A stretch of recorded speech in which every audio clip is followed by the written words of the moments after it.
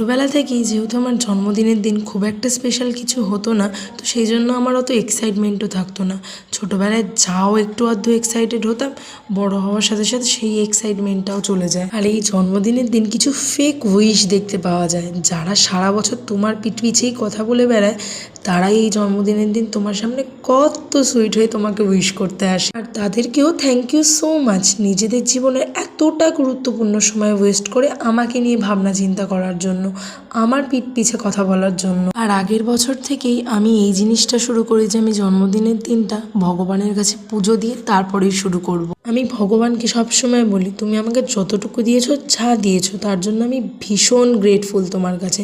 আমি জানি তুমি যখন জীবন থেকে কিছু কেড়েও নাও, সেরকমই তার থেকেও অনেক ভালো কিছু পাইয়ে দাও। আর আমার জীবনে কম মানুষ থাকুক তাতেও আমি খুশি, কিন্তু এমন মানুষ না থাকুক যারা আমার পিঠ পিছে আমার খারাপ চাইতে দুবারও ভাববে না, অথচ আমার সামনে কত ভালো সাজবে। তো জন্মদিনের দিন কিন্তু আমি কালীঘাটে পুজো দিতে যাই সকাল সকাল, অ্যান্ড তারপরে ওখান থেকে যাই কলেজে।